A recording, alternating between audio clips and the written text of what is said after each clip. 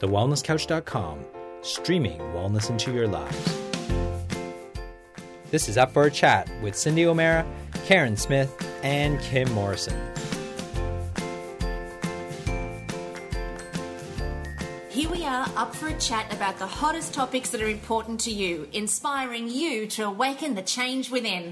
I'm Karen Smith. I'm Kim Morrison. And I'm Cindy O'Mara. And welcome to today's podcast, where we take you on a journey of decluttering. Come on down! I felt a little bit like Ernie Sigley then on The Price is Right. Who is she? I don't know. Where did she come from? Who's Ernie? Ernie Sigley? You don't know who Ernie Sigley is? Oh my God. She's a Kiwi, that's why. That explains the lot. Everything. Sorry. Explains everything. Declutter my mind. Okay, it's time. All right. You will be our first project. Look out. Done. We're going to declutter you of Kiwi land. Oh, no. No. No, we are doing decluttering today. Tell us. Well, I thought it was really funny the way we're going, okay, now we're going to do one on laughter and we're going to do one on this and we're going to do one on that. And then all of a sudden we just went, we haven't talked about decluttering. And we all declutter. And we all love to declutter. You declutter, don't you, Karen? Well, I do declutter quite often because I am a bit of a hoarder. Are you? Have a look around you. Have a look around It's very neat and tidy. You're a tidy hoarder. Well, Matt says that I'm a hoarder, and he says that I just don't throw anything away. But I do throw stuff out every 12 months that I haven't worn, with the intention of purchasing new replacements, of course. And I do tidy up in my office, or I don't. I actually get somebody in to come and tidy up and make the place look a bit organised. But I do have a lot of stuff. I do. I have a lot of stuff. I have a lot of shoes, a lot of undies, a lot of bras. I have a lot of clothes. Yes, I do. I confess I have a lot of clothes. She has no children. I have This three is why she has double these things. wardrobes. I have 3 double wardrobes full of spectacular clothes. Oh, we're coming round. My girlfriend in Sydney, in Melbourne, that doesn't have children, she has 3 wardrobes. She has got the most beautiful things. She's very much Italian and got a classy Italian and has everything laid out. But it doesn't look cluttered. It looks classy. Whereas if I tried to do that, I just look like a $2 crack whore. Well, now, just in case the listeners actually didn't hear that, she admitted. You've heard it. You have heard it on air, and you have heard it right here today. shouldn't have said it. No. She confessed a crack whore. $2 crack whore. Yes, she did. Moving on, you tart. The only bit she missed was the skanky $2 crack whore. Now listen here, you two. Yes. We've talked a lot about decluttering, and Yes. it was one of the things when we first wrote a book together, Read My Lips. There was a whole chapter in there on decluttering, and I really loved it. And I loved your story about how you came around to decluttering, so give it to us. Yeah, what was it? Years and years ago, I read this book called The Western Guide to Feng Shui. And while I didn't get into where I had to position mirrors and stuff like that, what got me was the chapter on decluttering. And she basically said, the woman who'd written it, and I think it was, can't think of her name, but if someone looked it up, they'd find her. She's a Hay House writer. Anyway, and so what happened was I read the book, decided I would declutter my house. Because what she says is when you get rid of things and create space, then you create space for new things to come into your life. Oh, and I love that when it comes to shoes. So which shoes are you going to clear in order to find new ones, huh? Yes, no, that is always the challenge. I'm a bit like that with running shoes, though, and sports gear. I just love my running and sports gear. And I have so many pairs of shoes. But the minute I give a pair of my running shoes to someone who perhaps wouldn't buy them or couldn't afford them, I've got room for more. So, and I love that philosophy. I love it. Catherine Terra Collins, I just remembered it. Am I right? Catherine Terra Collins? Okay, so it's not this one, Shed Your Stuff, Change Your Life? It's Catherine Terra Collins. Okay. Anyway, let me tell you the story because it's actually quite amazing how it all came about. So I because I had 3 children, I decided to declutter bit by bit. I didn't have time to go a bullet a gate, do it for the whole week. I just had to do it when they weren't around or when they were asleep or anything like that. So what I did was I decluttered every single bedroom. So I started upstairs and I went through all the bedrooms and I just got rid of all their clothes that were, dirty or something like that, and they weren't playing with toys, and did each single bedroom. Then I went into wardrobes and I came downstairs, did the same downstairs. And then it was around January and my husband went to New Zealand and I think he took Brogan, my son. Casey went somewhere else, or to my mother's, and I was left with Tanya. And Tanya was, I don't know, about 4 or 5 at the time. So she was fairly easy to have around. And I got the removalist in. Oh, that's extreme. Yes, it was extreme. And I got them to move everything out that I didn't like, because we had built this brand new home and we didn't have a lot of money, and we built this brand new home and we had kept all our university furniture. So we had beautiful home on the water with university furniture. Stop it. So I got the removalists in and I moved everything out but the bedrooms. Like the beds. That's all I left in. Everything else went out. Had a garage sale. I think I made about $2,000 in that garage sale. Wow. So I went out the next day and I bought this cabinet for a television. And those were the days when the televisions were really big. So I bought this big cabinet for my television because I thought, well, I don't want the kids watching television anymore. So bought that, and my husband comes home from his trip to New Zealand and he walks in the door, and you can imagine that there's nothing there. We had bought a new lounge suite. That's right, we had bought a new lounge suite. So there's the lounge suite, the thing that's hiding the television set, and the beds. And that's all that's left, basically. Were you echoing? Yes. He walks in and he goes, well, the place echoes. And I said to him, but I said, it feels good, doesn't it? And he said, you know what it does? So could you not clutter it up again? That's what he says to me. Oh, wow. So I went, I kind of agree with it. We might need a few key pieces, but we didn't need to do it again. So we had gone to Anthony Robbins that time that we had done that. We'd gone to Anthony Robbins probably 6 months before I did the declutter. We had decided what we wanted to do in our lives. And nothing was coming together. Like Howard wanted more time and in the office or less time in the office, and I wanted to write my book, Changing Habits, Changing Lives. And it just wasn't coming together until I decluttered. And then I found time. And it was amazing what Howard found too in order to reduce his hours at work. We got an associate in. Everything started to work really well. So I wrote my book. I self-published it. And I decided to go to a conference. This conference, it was like years later, I decided to go to this conference, and there was Wayne Dyer speaking and Deepak Chopra and Louise Hay was there, and it was all in Brisbane. And there's a few guest speakers. And I'm sitting down and I'm listening to this whole, program happening, and the guest speaker is Catherine Terra Collins. Oh, wow. The author of the book about decluttering, the Western Guide to Feng Shui. It's Terra Catherine Collins. Oh, there you go. Close. She's changed her name. I've Googled it. Terra. It's Terra.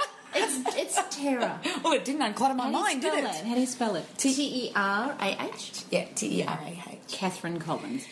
Oh, so it's Terra, not Catherine Terra. Terra Catherine. All right, everybody got that? Don't confuse Got it. it. So I'm listening to her, and I'm enthralled. I'm thinking, here's this woman who just changed everything for me, and I'm listening to her.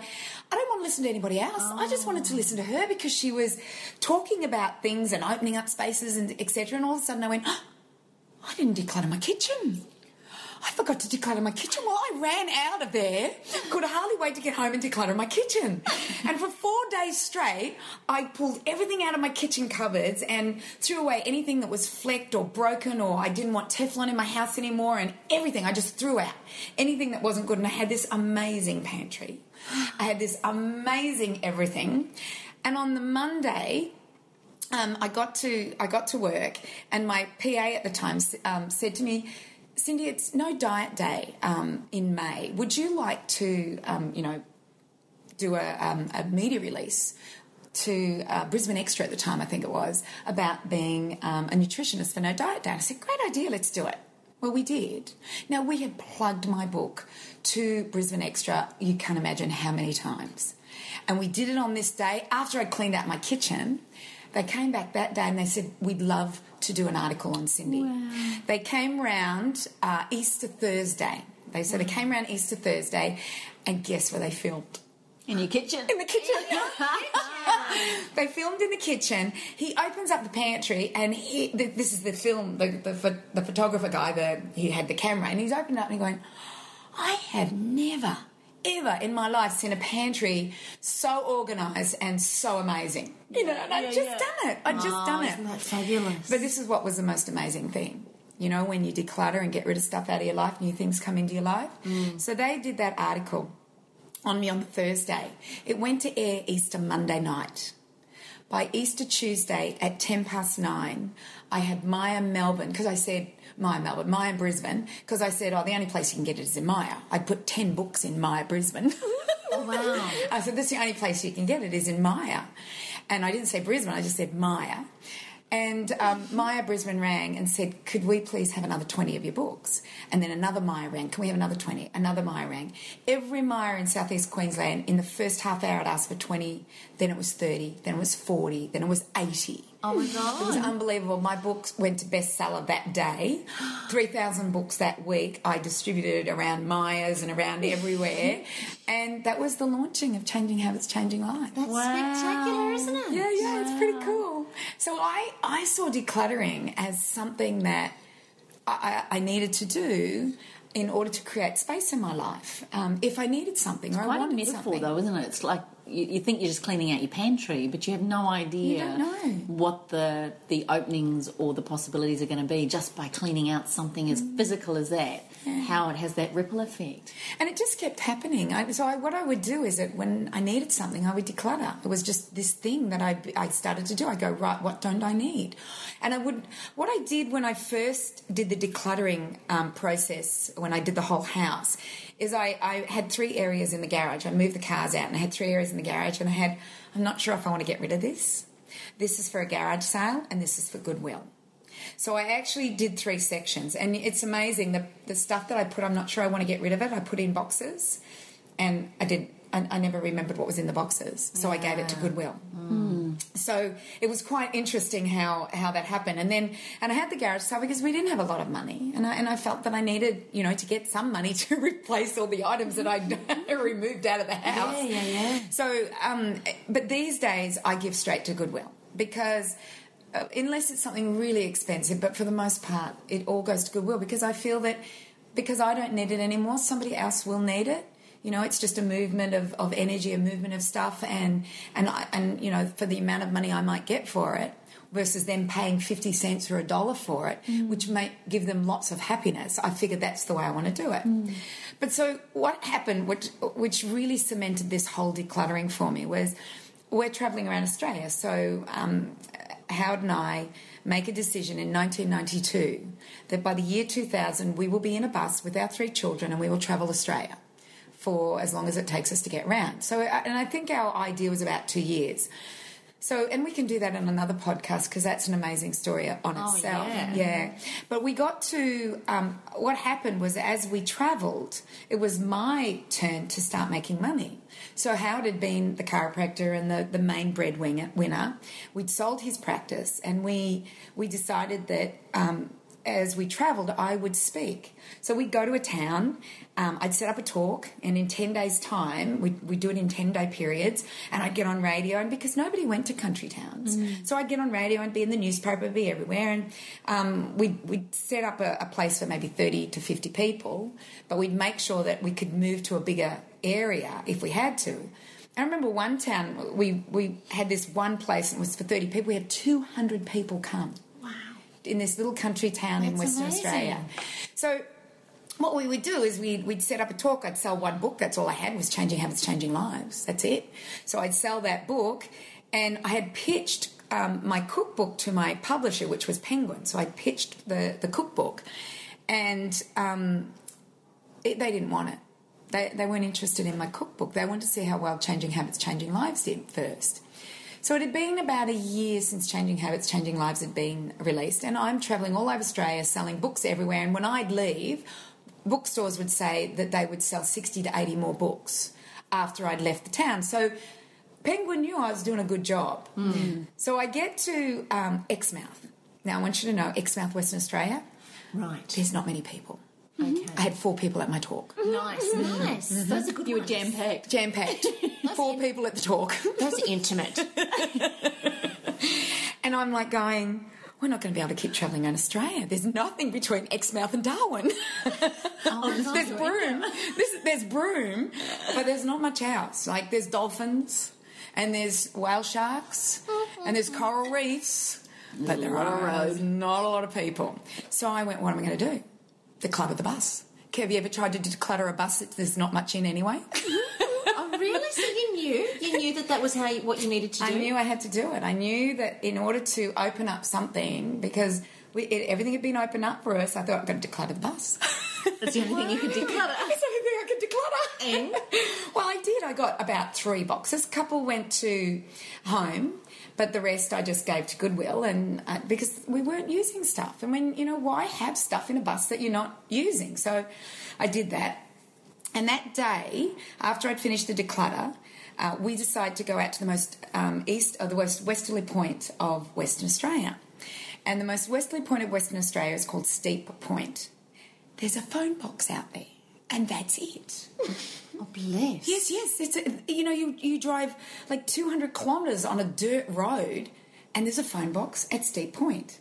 It's camping. There's nothing else there. You can only camp. There's no toilets. There's nothing. There's nothing there. It is just a phone box. And I hadn't picked up my messages in ages. So I went to the phone box and thought, I'll pick up my messages, because I could do that via my mobile phone. You could do that. Yeah. So I pick up my messages, and it's Penguin. We'd like to take you up on your offer with the Changing Habits, Changing Lives cookbook. Wow. They gave me an advance of $25,000, which was a lot of money for when you travel. Yeah. Gave me advance of $25,000. Done. Oh, my God. So good. Done. So good. That's exceptional. It was amazing. I want to go clean. Yeah, I want to go clean. Can we just end the podcast now? Oh, that's a short podcast. Yeah, I'm already thinking about my kitchen. I'm looking at the office over here. I've got pyjamas on my desk. Look at that. I've got I saw that. pyjamas I'm on actually my desk. looking at your office. It's actually really messy. I know. It's really cluttered. But granted, I am packing for Perth. I'm just winding you up. Yeah, you tart.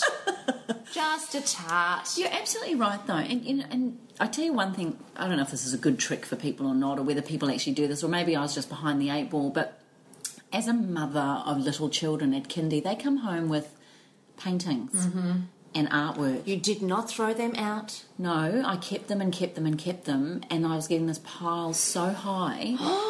But they were so precious and so amazing, but what the heck do you do with 1 million drawings? You hold on to them? No, I had a better idea. I figured digital photography is amazing. Ah, fair enough. Yes. So I took photos of every bit of their artwork Smart girl. and then biffed the artwork. Is that bad? No. No. No, I think that's brilliant. I thought I just better check. No, Kimmy. I think that makes so much sense, because I just think we do hold on to a lot of things. When I was cleaning out my sister's house after she passed away, I found her school reports from grade prep. Let's not talk about what was in her drawer beside the bed. No, we won't. We won't. Oh, do you know every podcast we're going somewhere skanky? My sister be laughing at me. She'll be laughing. So funny. I have to tell you what. Okay, no, you do have I have to tell you what my sister said. So she's dying. She's dying, and she's on her. She's You're not gonna dying. tell that story about me. No. Okay, good. No. She's dying, and she says to me, "Whatever you do, make sure you clean out the left-hand drawer before anybody else sees it beside my bed." Oh my Say God. no more. So my stepdaughter Fran, who she was in her 30s at the time, early 30s? Yeah, she was early 30s. And my brother and I are all going, you go clean it out. Oh. No, you clean it out. No, you clean it out. Finally, Fran goes and cleans it out. Did it go to Goodwill? I'm just wondering. Oh no! What did you find? I can use my imagination here. Yeah, but I stay think with your imagination. Fluffy, fluffy handcuffs. God, I'm thinking all kinds of connections and contraptions. And Well, I'm just not going to tell anymore. I'm not going to talk about it Let's just again. say she lived a good life. She was so funny the way she said it to me. Just make sure you clean out the left-hand drawer.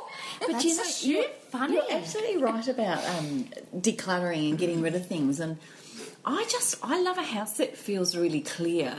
Even though I feel like I've got a lot of stuff. The other day I just did a whole thing where my bookshelf, and I'm a bit of a hoarder with books, And I sat there and I thought, which of these books do I actually refer to? And I went through them. I culled over half the bookshelf. Wow. But you know what happened? Then we go to a conference like yesterday, and what do? I buy another book. Oh, did you buy a book yesterday? Yes.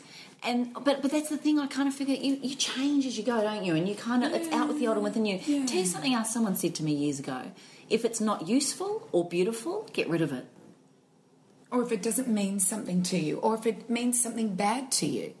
If it's not doing something for you and you're just holding it for the sake of it, like when I cleaned out my sister's house, I had to turf a lot. I have kept stuff, but I had to turf a lot.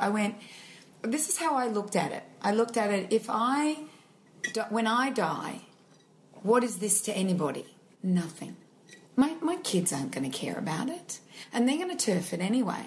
So it was only what it meant to me, and it took me months to clean her house out. I did it slowly, and I just looked at everything and remembered and just felt everything, and then went, all right, it's time to let that go. And so I would either give it to Goodwill or turf it. You know, Wayne Dyer talks about that in one of his books. I don't know if it's Excuses Be Gone or The Tao Te Ching. When he That's right. He cleans out his whole house. He gives it away. Everything. I think that was including the house. The Tao Te Ching. Yeah. And he even, I don't know if he gave the house away, but he pretty much gave it at a price. He just said gave the it to his first offer. wife. No. He gave it to the first. It was his office. And he he gave said it to the first to his offer. administrator, he said, get rid of everything in the office. And she said, but what about all the desks and everything? He said, get rid of everything. And he actually gave it all away for nothing. And then she said, what about all your diplomas and your doctorate, things like that? Yeah. I actually think he said, give it... He did. He said, get rid of it. Yeah, He didn't said- want any of it. Yeah. Wow. Amazing. And really... That's the extreme, isn't it? Well, I think I just spent the day with my mum today because it was her birthday, and my gorgeous sister flew up from Sydney. And just totally off subject here, I just really have to acknowledge Cindy because the difference that you've made to my family has been extreme, absolutely extreme. My sister is beautiful at best, and she looks like an absolute vision. Her skin is extraordinary. She's got the most beautiful feminine figure, and she's carrying herself with so much confidence and self-love now in comparison to what she's been when she was overweight. It's extraordinary. She's decluttered. Well, she has. She decluttered her body. She has. I'm telling you, Cindy, it's so relevant. It's so relevant, hey? And you can look at decluttering in a whole lot of... I love the way you actually made that analogy because it's about decluttering the mind, decluttering the body, decluttering wardrobes. But so do you mean she lost weight? And you mean Well, here's the interesting thing about it. And I will come back to my point about my mum's life and where she's at. Just remind me. You know how I get off track. I'm writing it down. Cindy's writing it down. But yeah, my sister had a whole lot of stuff in her life, when she was carrying all the extra weight, including pain and heartache as we all go through. She, had a separation with her husband, and she went through a whole stack of pain and a lot of issues and stuff. And of course, the weight was just all part of what she was going through in terms of her own personal pain. Now she's shared the pain, and she's always been very academic. Her and my mum are incredibly academic. And now, though, we were just sitting having lunch together, and the philosophical conversation that my sister and I and my mum were able to have was extraordinary. My sister's gone down this whole rabbit hole. You think I go down a rabbit hole? Are you kidding me? Oh, wow. My sister is the master of the rabbit hole. But she is so articulate and so clever that she's able to... Maybe we need her on the podcast. Well, interestingly enough, she said that to me today. She actually wanted to come, but she's got to fly home. But yes, she definitely wants to. Oh, that would be good. Yeah, she definitely wants to be part of it. You would love it. You would love it. She just totally opens up a world of Rabbit holes. Red pill or blue pill. But you're right. I mean, it's cleared her physically. It's cleared her emotionally. All of the pain that she's been carrying, she's free of it. And now she's free to recreate something new. And she's also free mentally from the perspective of now her academia is taking her down a whole other direction that she's never been before. I love it. She's working at the moment, and I'm sure that this is going to evolve as it does with her all the time, but she's discovered panpsychism. And panpsychism is a philosophical discussion or debate around the mind, and that the mind doesn't exist inside of the human. And it's amazing how her and I are always on parallel paths, but different. Because I've been studying a psychosynthesis, which is the psychology of the mind and creation beyond the body. This is when Kim and me glaze over. Yeah. Like we're watching her. Rabbits in headlights. Yeah. Right over here, we're rabbits in headlights. Okay, so I won't go too far. No, keep going. But I just want everybody to know that if they're lost it, we have too. Keep going. No. Please, No, please continue. Please continue. With hand on heart, she says it with such sincerity. That's too funny. Yeah, she's just decluttering her mind. I am. I'm trying to because I really want to hear it. And I'm just doing a dump. All right, so go on. But anywho, so she's gone down this rabbit hole of panpsychism, which is looking at a universal soul and a universal mind. That in fact we're all participating in one mind, and it's one mind that we're all drawing thoughts from. So that's kind of the concept of panpsychism, and it was a debate that was generated back in the 1500s, and scientists now and philosophers now are starting to generate the same debate. Anyway, of course, my sister's right into that. But she never would have had the brain space to do that before, because it was so full of, she's got an incredibly demanding and successful business, so full of that, the relationships, the business, her weight, and it was all just a constant challenge. So I think it's so connected, isn't it? It is. And I really want to acknowledge you, Cindy, because you've really turned a light on for everybody in my family. You started with me, but the ripple effect of what you've done in my family has been extraordinary. My beautiful brother, who I love him with all my heart and soul, he's discovering a whole new way of looking at food and his health and his well-being, and that's going to have its own ripple effect in his family and the people that he knows. The same with my sister and even my mum. Oh my God, yesterday I went to my mum's place and we made raw cacao chocolate with coconut oil. I turned up at my mum's place as a surprise, and there she's got it all lined up on her sink, and I was just in perfect time to show her how to do the proportions of it. Isn't it beautiful? So I just want to tell you what a rock star you are and how much I love you. You're very welcome, but you know what? You open your mouth. I just looked at you and told you what to do, and now you've told your family. Because I do talk a lot. Yeah. So, and that's what it is. It's word of mouth. It's, I say something to somebody and then they say it to somebody else, and so on, and that's the way it works. It needs to light in the person that you've said it to. Yes, true. In order for them to pass it on. So and it did take me a couple of years, but it did work. Yeah, it did. It did happen. That's what the word, but it did happen. The word persistence was created for people like this. No, she said that. She did. Let me read this to you about decluttering. This is what the experts say. Things that are left undone can be your own undoing. They just add stress and waste precious time. Organising is the act of giving yourself more time and peace of mind. Psychologists describe attachment to clutter as an emotional condition that can bring with it embarrassment, stress and depression.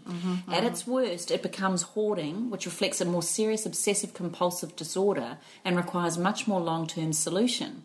Most of us, though, can learn to deal with clutter, starting from the moment we recognise the many benefits of decluttering our space. Quite simply, being organised gives you more time for the things you want to do, like cooking, exercising, family time, taking a bath, you time. That's very important to mental health, says personal organiser so-and-so. To put it another way, decluttering is the number one step in the feng shui process, because if energy can't flow freely, nothing else can begin to improve. She says the bedroom is the best place to start, since this is the most important room for healing and rejuvenation. Oh, I kind of like that. Yeah. And you started in the bedrooms. Yeah, I did. I did. I started in the bedroom. And it's funny, when I'm going into a bit of a, gosh, this house needs a... you just get to that... Something triggers for me, and it's always the bedrooms. And it's usually I start off in the kids' rooms, because that's the rooms that start irritating me, because they just kind of... Well, Taylor's pretty tidy, but still, we get stuff.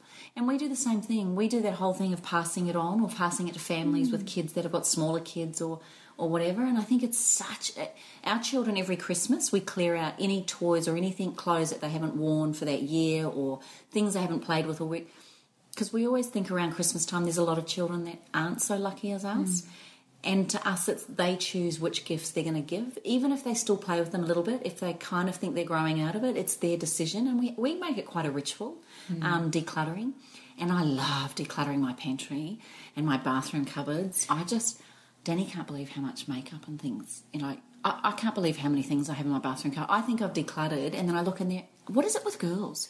Well, do you know what's so funny? I went to IKEA a couple of weeks ago, and they had these really gorgeous drawer organisers.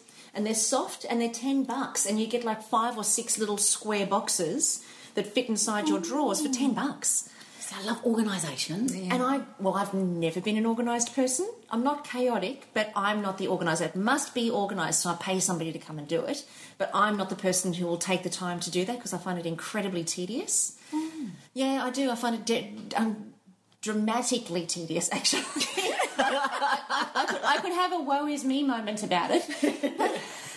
But I did that in my bathroom drawers too. Did you? Yeah, when I bought these little boxes from IKEA, I got a big garbage bag and I put it in the bathroom. Matt held it and he was brutal. And he's going, you don't need that, you don't wear that, you don't wear that. And I said to him, you don't even know what I wear. But I filled up 2 garbage bags full of makeup and hair product and moisturisers and soaps and nail stuff and lipsticks because I just went through and throughout everything that was tested on animals and everything that wasn't natural.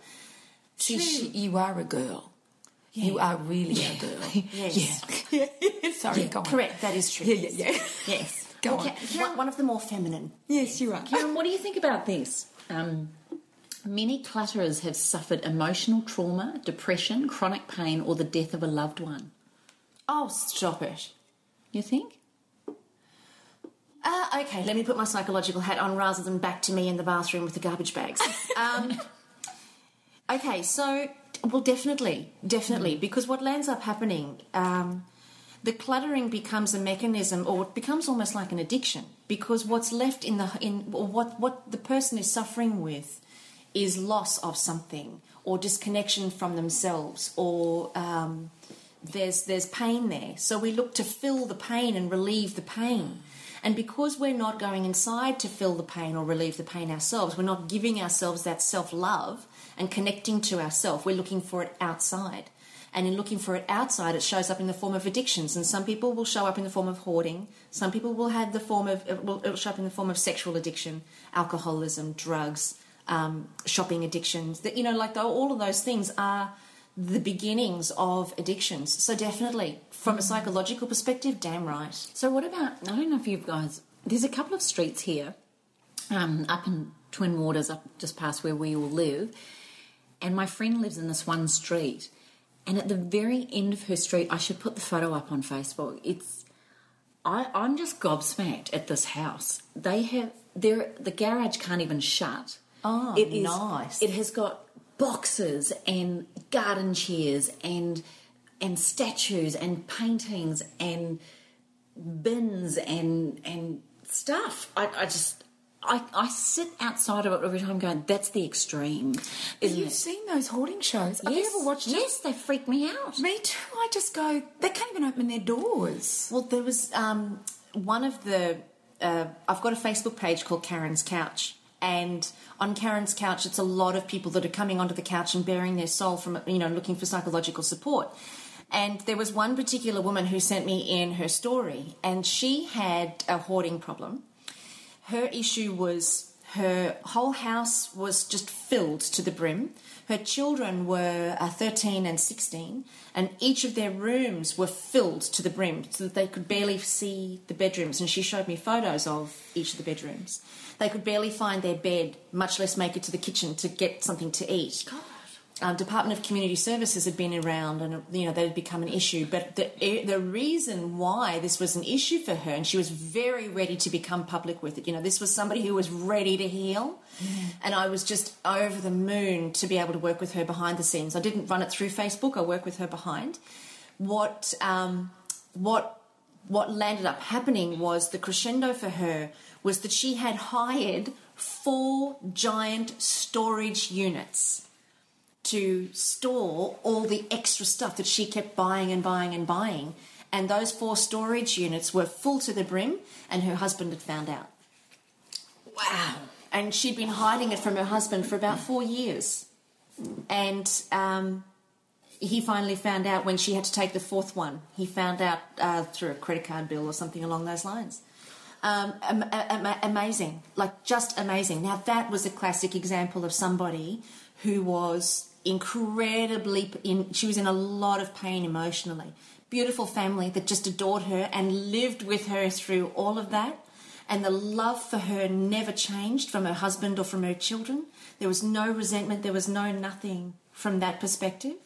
So she had an incredible amount of love in her life, and she was obviously able to continue to regenerating that. But the cluttering in her life was what was so disturbing to her. But she was ready. Heal? She was ready. Do you heal from that? Well, you do when you get the addiction, and you do heal when you realise the source of the addiction, because awareness is 50% of the battle won, and the other 50% is simply re-educating and reconditioning once you know the alternative and you're willing to choose the alternative. Because a person has to be ready to heal. They've got to be ready to say that this cluttering isn't working for me anymore, and the alternative is decluttering. If it's at the addiction level, like what I've got with my shoes, let's just not say I'm addicted. We won't go there. We won't go. Shoes are fine. Shoes are fine. Mind you, I must confess, I do have 4 storage sheds full. Stop it. Oh, no. That's why she wants to buy that shed near me. I was going to say, no, that's not fun. It's not a shed, it's a factory. It's a factory. Yeah, it's a factory for her shoes. But it was the most amazing thing about that was to actually watch somebody who was really ready to declutter and clean up her house and clean up her life, and the room that made in her life for her kids and for her family to express themselves in her life. She, it was like she'd never seen them before because she couldn't see them through all the clutter in her life, and now she's got a completely different experience of life. I still keep in touch with her now. That was about 1.5 years ago. Amazing. A beautiful story. My husband's grandmother, we always used to joke going to her house because, old people's homes, there was one bedroom that the door was closed most of the time, but if you dared to ever open the door, it was filled with stuff. And everyone used to talk about when she'd pass away, who was going to get the job, and she started to try and clear it out as she was getting a little bit older and things like that.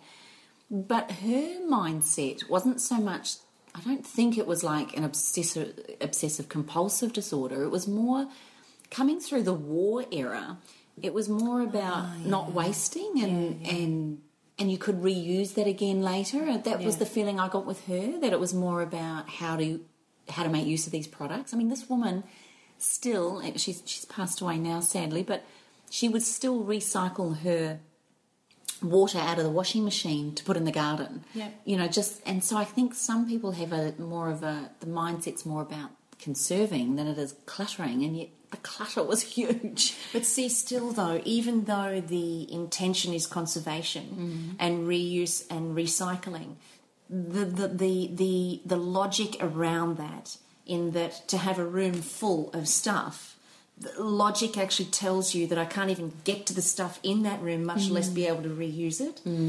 So still to that, in that extent, there's still a need for healing something, even though the desire is to be conservative from that and area. that very well could have happened when her husband passed away, which is when I just met her. You're right. She was looking to and often they are. It's like a bad divorce or something like that, and they start it. And what's interesting is, what do we do in times of stress? Or what are we thinking in times of stress? And I'm just going through what we're saying, and I know when I'm really stressed, my main thought is this: I want to put a backpack on my back and go walk about. That's my main thing, is like, just get me out of this stuff, out of this clutter, out of this crap, out of everything. Like, even with our office, you know, we've got 2 large warehouses. You know, we have those 2 large warehouses, and I have to buy things for them. You know, I have to buy desks and chairs, and I've got to buy, we're doing a film recording studio, and I have to buy stuff for it, and I'm struggling with the purchase of these things, because I keep thinking it's just so much stuff. So when I get stressed, all I want to do is put a backpack on my back and go. I remember, 3rd pregnancy. I don't know how I could have done it, but I just wanted to leave, you know. Right. How do I get out of this whole thing, you know? I just wanted to leave. I wanted to declutter everything out of my life and just leave. Whereas what happens to you? Do you just go buy shoes, Karen? Well, as a matter of fact, yes. Yeah. Interesting, isn't it? No, I say this to Matt all the time. Do not piss me off, because I will buy. What about you, Kimmy? I actually do both. I'll either do one of either. I'll go for a run or I'll go shopping. It's really weird. Isn't that I'll go funny? running or shopping. I know, running, shopping. Oh, I don't know. And I got the backpack on. And it depends on the mood. Let me ask you both some tips for decluttering then. Like, what would you do? I know for me, for example, with my car, people always comment how tidy my car is. And yet I've got kids and there's stuff everywhere, and I've got stuff I'm always transporting with my product. I just have a rule: nothing is allowed to be left in my car. So when we get home, everything's out. Whereas my girlfriend, her car is cluttered to the max because there's kids' jumpers, a school shoe, but I can't stand that feeling of not knowing where something is. So for me, that's one rule for me. Everything has its place, and everything in its place. I like that. I'm with you. I do the same thing. Everything comes out of my car, but you know, like, I look at what I drag in and out of my car, and it's the same thing I drag into it as I drag out of it. Yeah. But I'm the same. I like everything, so I know where it is. So that's a real strategy with me, is everything has a place, and if I have no place for it, something gets chucked. I had a girlfriend the other day. I needed her to grab something. I was away. We were on our retreat, and I needed her to grab something out of my wardrobe that I'd forgotten. That was fun. And I said to her, Mel, if you just go into my wardrobe, in the middle section of the second side of that, you'll see there's a white pair of pants there, and right above that is the scarf that I want to go with it. And if you look to the bottom left on the second shelf down to the left, you'll actually see my shoes. She did. I listened to her. And she rang me and she goes, oh my God, you have so directed me in the right place. My brother gives me grief all the time. They joke that, Kim, where are the scissors? Oh, that's right, in the second drawer on the right-hand side of the third drawer, down sitting at the back on the left side. Or something, behind the egg bin. Behind the egg bin. Exactly. And it's not that I'm a real precise type. No, not that. No, not that at all. No, I'm not. I've trained myself to do this. It's not my natural behaviour. Right. It's not. I've really trained myself. If I'm not organised, like, I cannot sit down on my desk to start writing or working if there's clutter. I can't bear it. I need a clean slate. Yeah. But the worst part is, when I was working at home, is then I'd clean my desk and I'd take something to the kitchen and I'd go, actually, the kitchen needs clearing too. Danny used to laugh all the time. I laid on his bed when I first met him, and I was lying there, and I remember looking up and seeing a cobweb, and I thought, oh my gosh, there's a cobweb up there, I need to vacuum. 4 hours later, I'd cleaned the house, I'd wiped everything down, I'd cleaned the bathroom, everything, laid back down on the bed and realised I'd missed the bloody cobweb. But I get quite a buzz out of cleaning and clearing. Yeah. So I do too. I love that feeling of everything's cleared, everything's ready for me to sit down, and I have a clear mind. I'm not thinking, I've got to do the washing and that should be out and this should be done. I get it done. It's like my Sundays is my organisation. First of all, I declutter the kitchen of crap food that's, the carrots have gone limp, and the lettuce is smelling, so I get rid of all of that, and then I go to the market, and then I put everything back in, and I have it all placed properly, and I do all my cooking. And Sunday for me is that time or the weekend for me is that time to declutter and restock the food. Because if I've not got food right for the rest of the week, my week is shocking. I'll come home all last week, because we did Awaken the Change within, weeks ago, but all that week after it, what happened was I wasn't home until the Sunday, and I started work back on the Monday. had no time to get stocks in, make all my primary products that I normally make, like pestos and things like that, and roasts. So I've got cold cuts. Everything wasn't ready. I'd get home of an evening and I'd sit and I'd look in the fridge and it was like, there's nothing for me to eat. What do I eat? What can I do? And I had a really bad week, and not eating bad food, but just eating the food that I would normally not eat. So I would sit down to bananas, yogurt, dates and nuts instead of meat and vegetables. So I would do something like that. That sounds fabulous to me. But it's not a dinner that is good, that I enjoy. I don't want to have that for dinner. I want meat and veggies for dinner. I know that sounds She's a good. carnivore. I'm a carnivore. I was going to say, geez, that sounds yum. Is there something wrong with that other than the yogurt?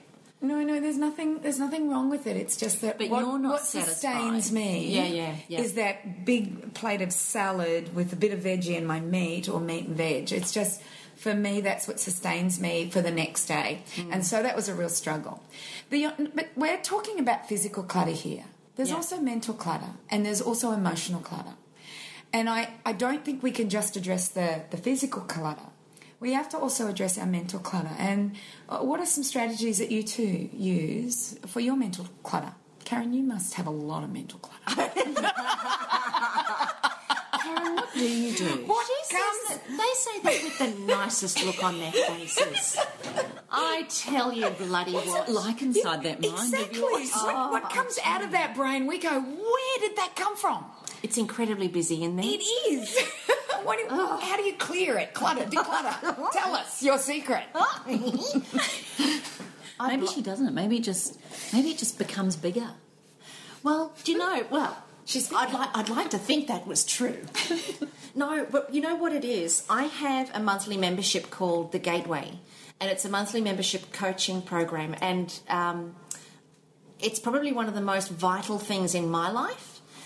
The Gateway coaching program is my outlet, because I'm studying and researching the mind, psychology, the effects, the broadness of it, the universality, universalnicity. Yeah, either One word. of those. All of that. What We she got said. D, all of the above. And I'm, in a constant and perpetual state of research, like you are, Cindy. There's not a second that goes by that I'm not researching something or reading something or investigating down a rabbit hole.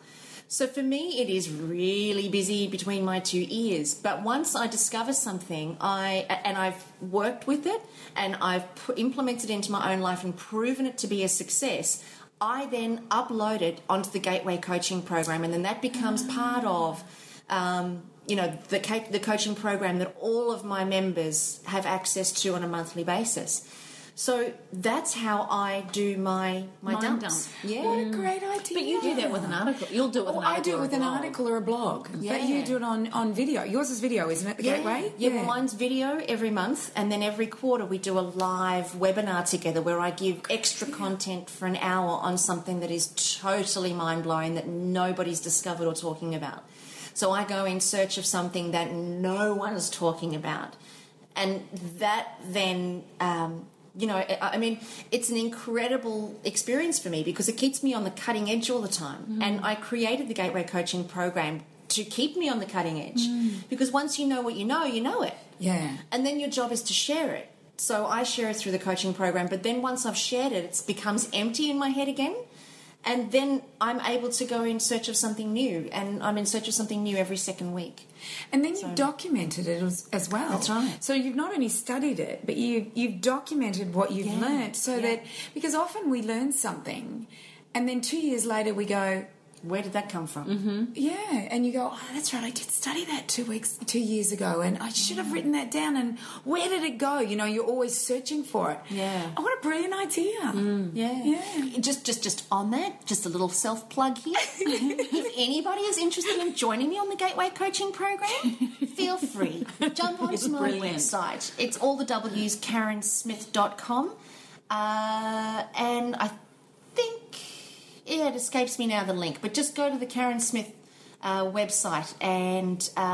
she's just decluttering, going through The mind is, like, you see she's opening up a filing cabinet, closing it again, opening it, closing it, opening, closing it. Got it. It's all the W's, KarenSmith.com /member. Bingo. To become a member the right of filing the cabinet. Gateway Coaching Program. God, that was lost in there deep, wasn't it? But that is brilliant. And a lot of people say meditation or prayer is a way to declutter the mind. I find sometimes if I'm full on though, meditating, sitting there, my mind, until I get past, it's a bit like you were saying, going for a run, you take a couple of Ks to get into it. Sometimes I take quite a few minutes to get into a meditation because my mind is just going off in every single direction. And the thing I learnt about that is don't have attachment to that. Just let it. I used to beat myself up for it. And now I go, wow, look where my head's... Wow. But did you know, though, that the natural instinct of the mind is to rest and the natural instinct of the body is to be active? Right, well, that makes sense then. Yeah, so the natural instinct of the mind, actually, it wants to rest. Therefore, each time you get a thought, it's a release.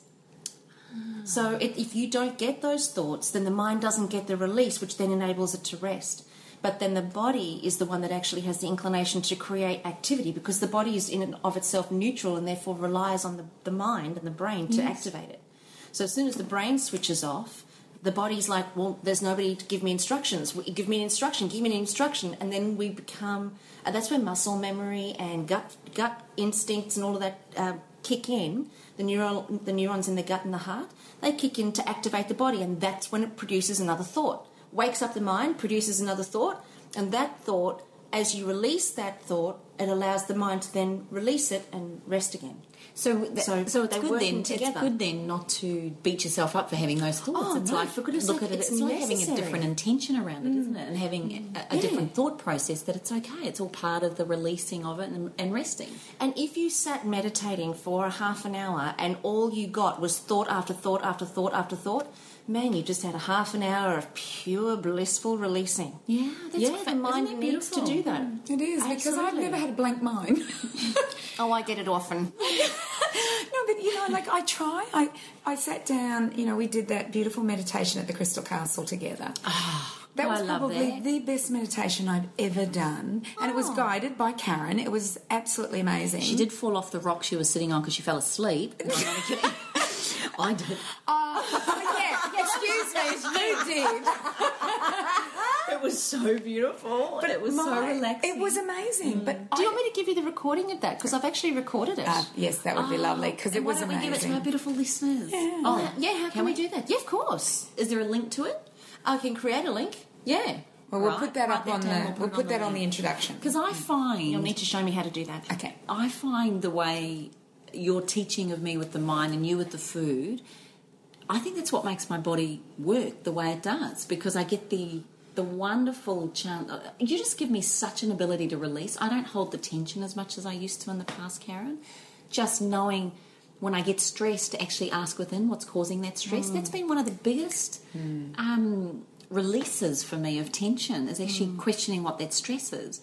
And then when I have that, or if I'm feeling that, often then I'll go and choose food, something that's going to nutritionally help me process it. Like I actually do it with awareness. And for me, when I'm decluttering my home, I'll make a big green smoothie, and I will, because for me, one of my tips as far as decluttering a home is concerned, don't become overwhelmed with it, because sometimes if you sat there and you went, I've got to declutter the whole house, you'll freak. But what I did was, it was over a period of a month, and every night if I had a little bit to do, or I'd do a little bit before I went to sleep, or every weekend in that 4 weeks, I would actually do a room or 2 rooms. And I think that's a key, because sometimes you can get overwhelmed in the decluttering of declutter. And I was just going to give a couple of other tips that I've used. It says, Is this in mental or physical? this is more about the home, decluttering the home. Because I want to get back to the mental. Yeah, but I'm just conscious of the time, and I thought if I get this in, at least then I'll get a word in. Seriously, did we talk the whole time, you and me? I don't think so, Cindy. I think she's actually been quite dominant in this podcast. I love you too. Right. I just wanted to get it out. Because we've still got to do emotional decluttering. Yeah, come on, Kimmy, go. Come on. Love them. Start small, even if it's only with a single drawer or a cupboard. Make decluttering a quick 15-minute weekly routine. That was the thing I was just saying before. Get into the habit of putting things away rather than doing it later. That's a biggie. That is a huge one. Yeah. I agree with you, because otherwise you just pile, and then it becomes overwhelming. enormous. Yeah. And welcome to my life. Now, here's a goodie. Store away seldom used items and dispose or donate unused ones. You'll be amazed at how many things that are in the home that you actually don't use. Like, once we got a Thermomix, I did not need an ice cream maker, rice cooker, juicer. Yeah. I got rid of all of it. Yeah. Yeah, you're right. And it was funny, I was in the laundry the other day, and I noticed that I've been in my house 17 years, and then we moved out for a while when we went travelling around Australia, and then moved back in. And so I put everything back where I had it. I didn't really change anything as to where I had it. And I realised I did it because I had little kids. Yeah,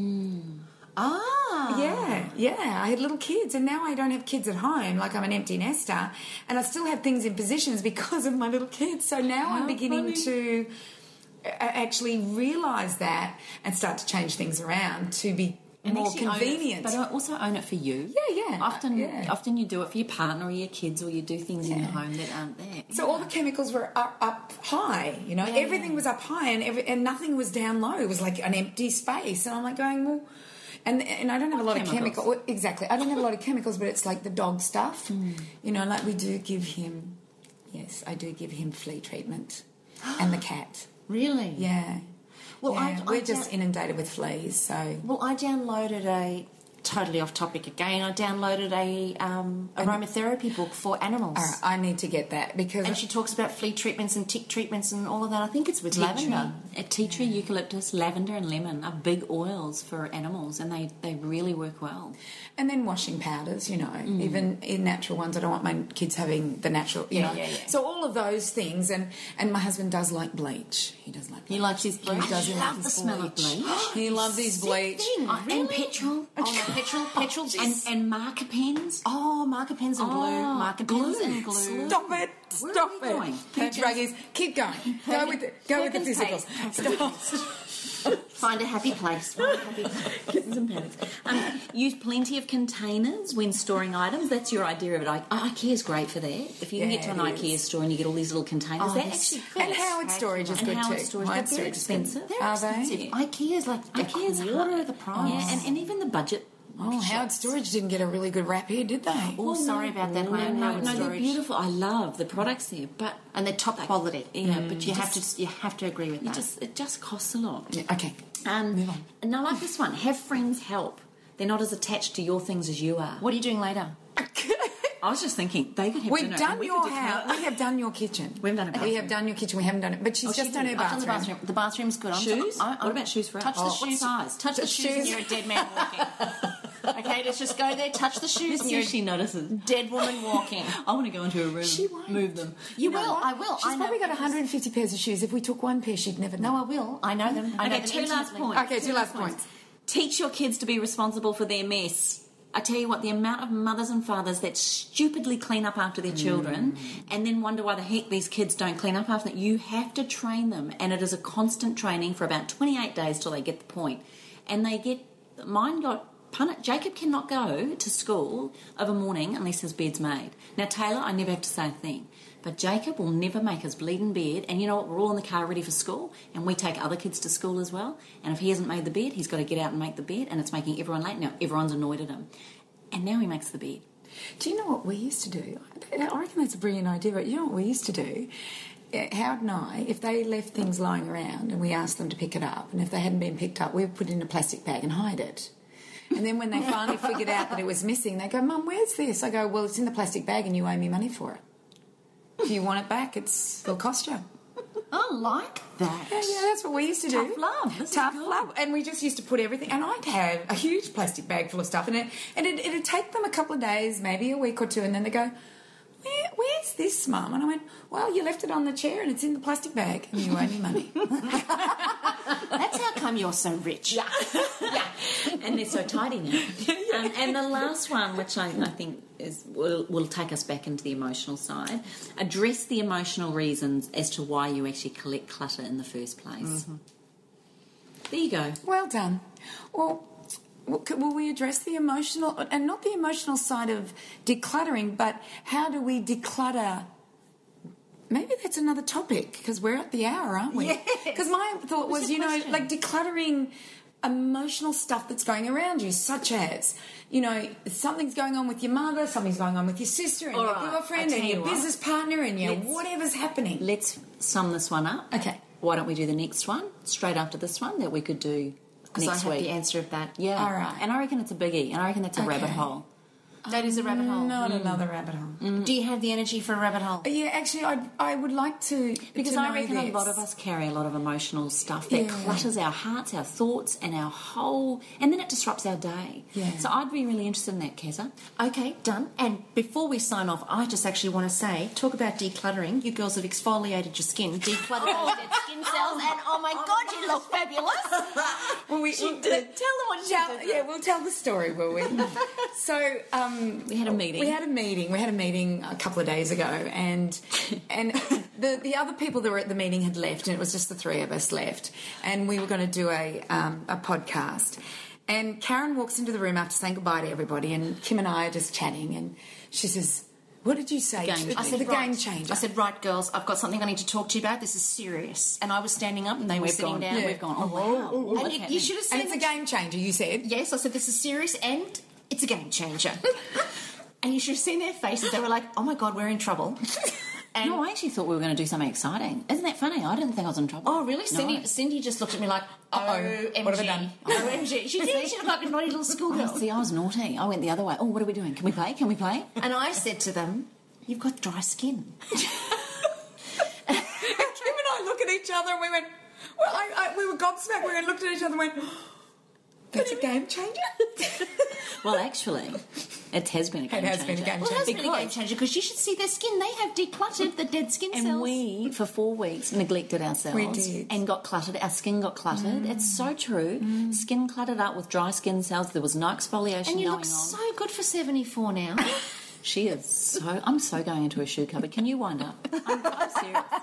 I'm so going into that cupboard. But we did. We like Karen said. Basically, we need an exfoliant, and we needed Up heavier the ante. moisturiser and up the ante on the moisturiser.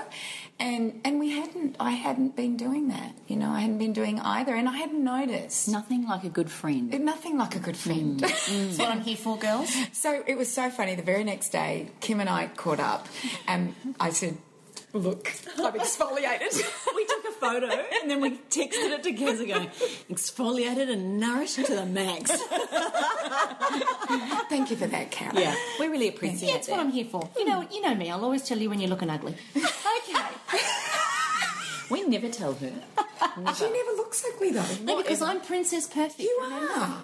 She is. Like the makeup. Like I have makeup that sits in a little drawer. Like it's. No, mine arrives in a trailer. That's the size of my phone. Yeah, no. When we We travel, haven't seen her in the morning. We haven't. She doesn't room with us when we're away. No, correct, I noticed and there that. is a reason why. I don't want to shatter the illusion. We love you. I hope this has been an entertaining podcast. It's certainly been one of the easier ones for us to actually deliver. So we hope you've enjoyed it. Look, jump online and post all of your comments about, your own decluttering attempts or where you've decluttered in your life or what you still think you need to declutter. Do you need an exfoliant? Or do you just need to clean out your car? Or perhaps you need to send me a message on Karen's couch if it's a little more severe than that. We love hearing from you. So jump onto our Facebook page at All the W's on Facebook.com/up for a chat. So jump on and post all of your comments. We absolutely love to hear from you, and we also love to hear about the topics that you want us to discuss. It's time for you guys to refresh and start posting ideas and things that you want us to talk about on our podcasts. Because we'll keep going. And Kim's made that clear. Although I'm the one who talks a lot, I don't know. Anyway, or you can also go to thewellnesscouch.com/up for a chat.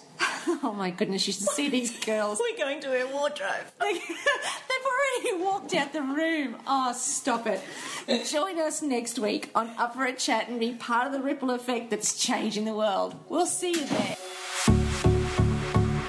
This has been a production of TheWellnessCouch.com. Check us out on Facebook and join in the conversation on Facebook.com/TheWellnessCouch. Subscribe to each show on iTunes and check us out on Twitter. The Wellness Couch, streaming wellness into your lives. Hi, this is Dr. Lawrence Tam from Inside the Champion's Mind. So how does spending 10 hours with the Wellness Guys, the Up for a Chat Girls, and 500 other wellness-minded people sound to you? Well, on Saturday, August 17th at the Crown in Melbourne is the place to be for our next Wellness Summit. Group discounts are available for 10 or more delegates, so why not bring your colleagues, your friends, and family for even greater experience? For group discounts and to secure your spot, go to thewellnesssummit.com.